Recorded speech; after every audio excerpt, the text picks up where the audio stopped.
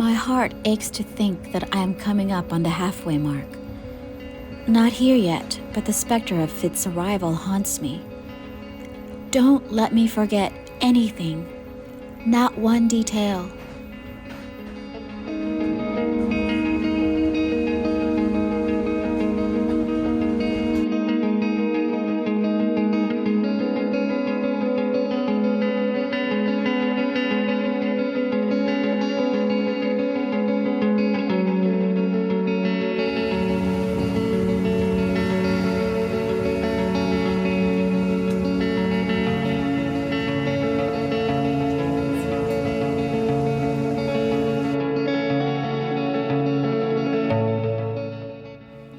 There are some pockets in Paris where it feels like the old buildings are beginning to surrender to the vivacity of leaves and vines.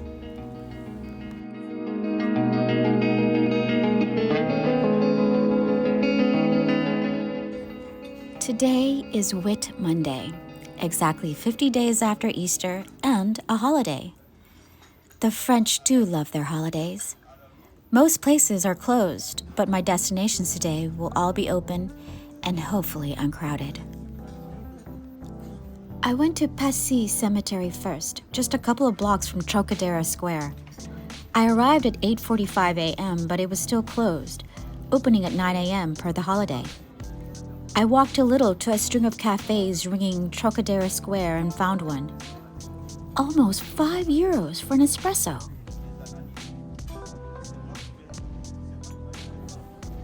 A man has sat down the table next to mine and asked to borrow my sugar. He put a cube in his cup, a few drops of coffee, and lots of milk. I smiled to myself at that. I had mine intense, black as night, no sugar. But he was kind to me, for when he saw I was anxious to leave, because more and more tourists were arriving and the sleepy little cafe was now bustling, he offered to pay for my espresso so I could leave. Struggling with English, he pointed to my empty cup and said, I invite you. Oh, no thank you, I smiled. Very sweet and gentlemanlike, but I got the server's attention at last and paid. I still have not deciphered at which cafes one pays at the table and which cafes one goes up to the bar to settle up. I usually watch those customers who seem like locals and imitate them. But I have yet to figure out a rhyme or reason.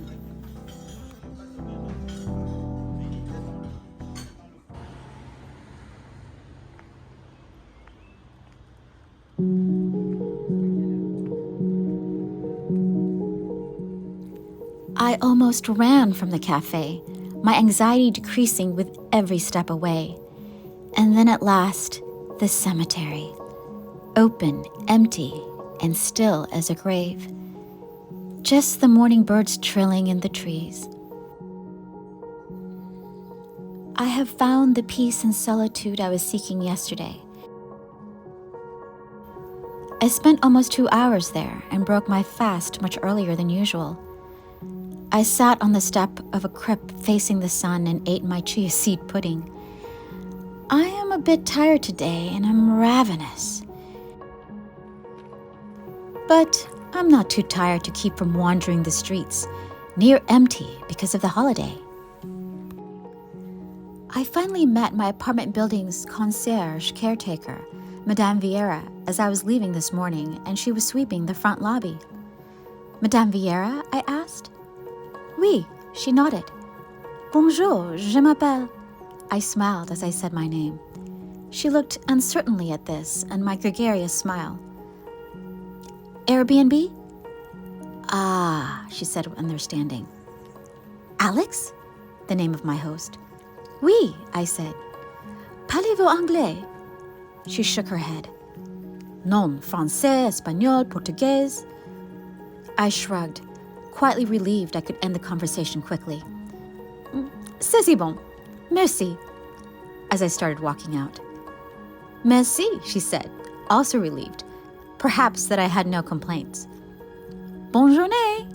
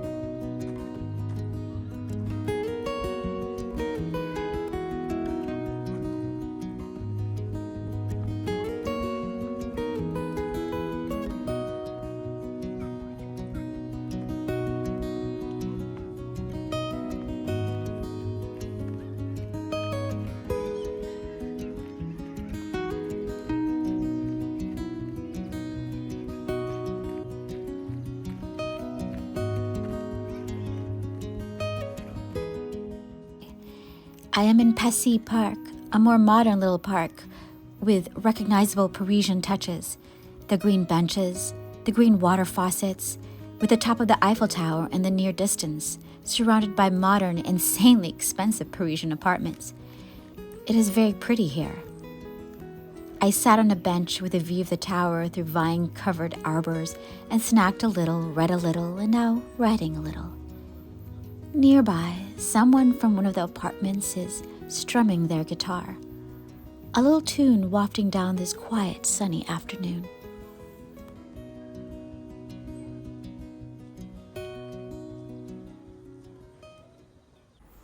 After the park, I wandered around the neighborhood some more and indulged in one of my favorite Parisian pastimes, admiring Art Nouveau buildings. Today I dedicated to Hector Guimard, most famous for the beautiful metro entrances and leader of the French Art Nouveau movement. Castel Beranger is his earliest triumph, an apartment building he designed when he was just 30, and which won as one of the best new building facades in 1899.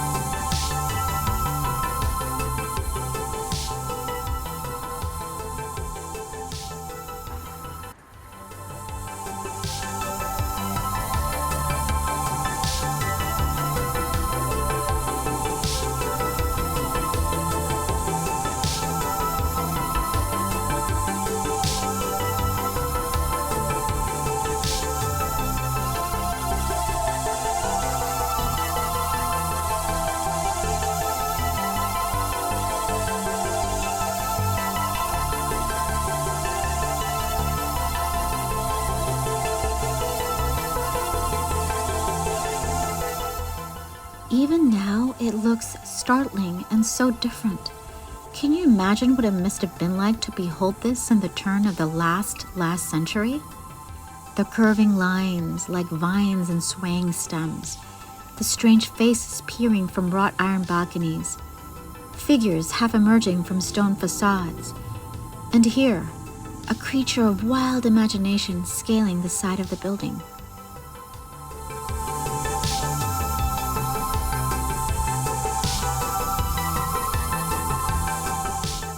While many of the stunning and distinctive Metropolitan entrances designed by Hector Guimard are still standing, believe it or not, more than a few of his edifices have been torn down over the years, only one still stands in its original location. Porte Dauphine. Every other has been relocated. In addition to designing facades, architectural details, even furniture, Guimard also designed this iconic lettering, sometimes called Metropolitan, also known as the Guimard font.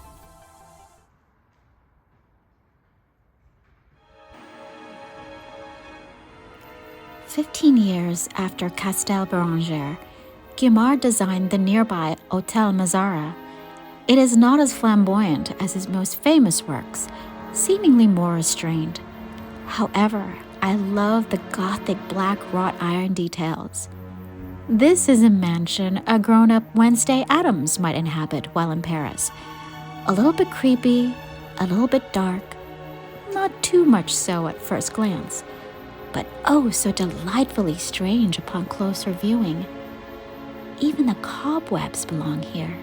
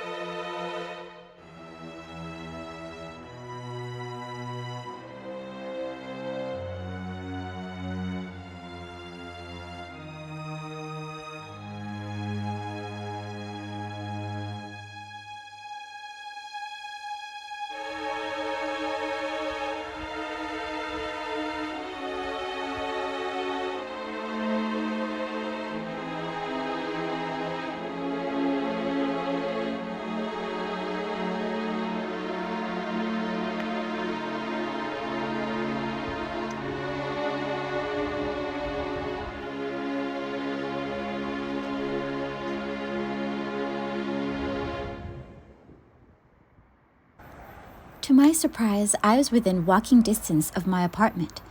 So I walked home, crossing the Seine into familiar streets. Does that mean that I'm becoming more and more of a Parisian once I recognize streets and can navigate my way home from arrondissement to arrondissement without once looking at a map? I stopped at Lidl, a grocery store I have never shopped at before, and it was a madhouse. As soon as I saw the prices, I could see why. It's a lot less expensive than even Casino, my regular store. They have less variety, and the store is quite small. But for most things, you cannot beat it. I got almost everything I needed and then some for COQ AU VIN. I got my carrots and mushrooms at the corner store. So I am laden with food yet again. I came home in the later afternoon and started cooking. I needed the extra hours for COQ AU VIN, for even though it is simple enough, a lot goes into preparation. Everything cooked separately, then brought together in the end. I used Barefoot Contessa's recipe as a base, then modified it to make it more keto. COQ AU VIN literally means rooster and wine. I am not using rooster, but chicken. However, I will confess that I was today years old when I made the connection between the French word for rooster and the slang word for a certain male organ. Duh. Etymology is one of my lesser passions. And now that I think about it, the Barefoot Contessa's COQ AU VIN episode was one in which she was preparing the dish as an anniversary dinner for her husband, Jeffrey.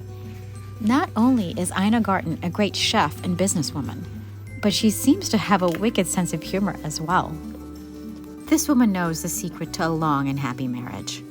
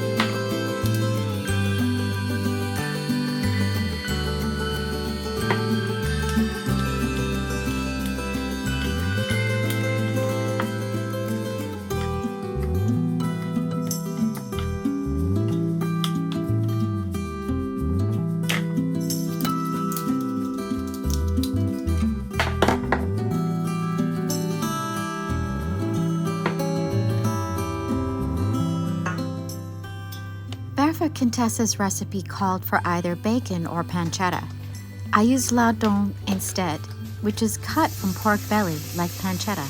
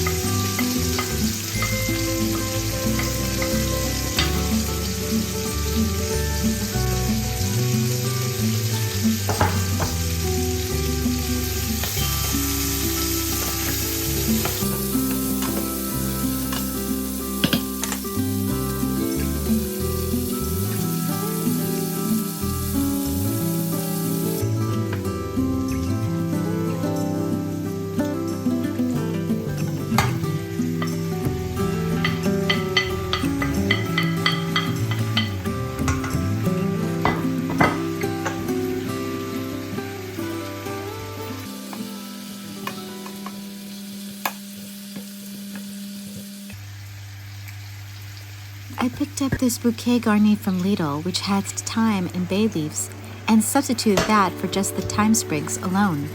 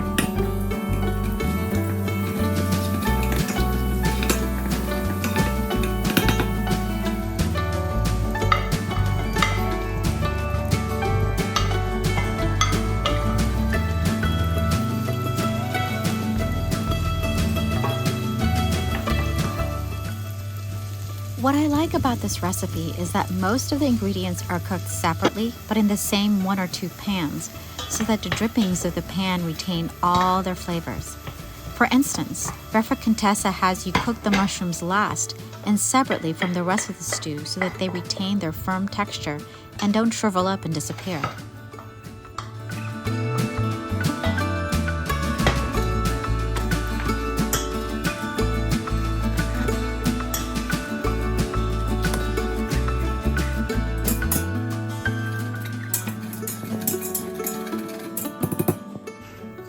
This part is where I deviated the most from Barefoot Contessa's recipe. I reserved about a cup of the chicken broth in a separate container, but did not wash the pot. With that pot, I made my keto roux, which is composed of butter and xanthan gum, which you've seen me before use as a thickener instead of flour. Xanthan gum needs to be incorporated into melted fat first, mixed well, and then liquid can be added. I used half a cup of broth, whisked well, then emptied the remaining broth and whisked well until it had thickened. And then I added about 2 cups of the wine stew, whisked until smooth, and put the whole mixture back into the saucepan, stirring and mixing until all the liquid has thickened.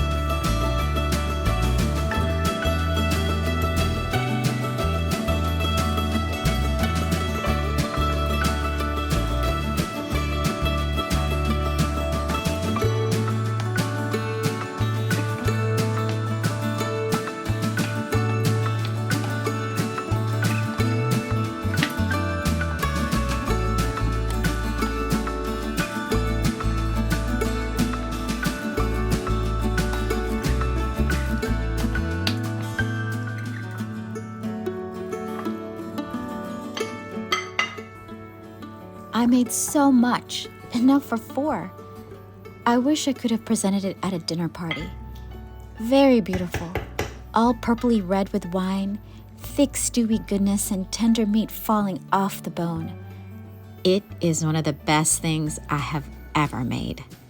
My goodness. I feel like a real cook now. I cannot believe I'm cooking these delicious dishes in a real French kitchen. I am beyond happy. Afterwards, I made keto whipped cream and had it over berries.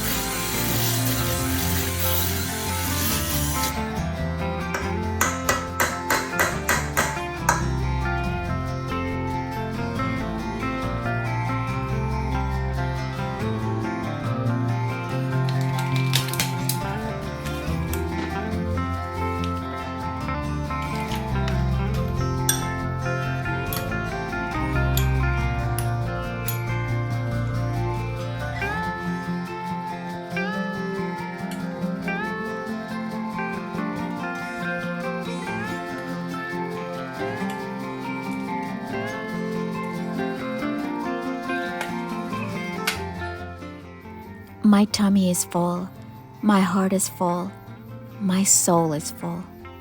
Such a perfect day.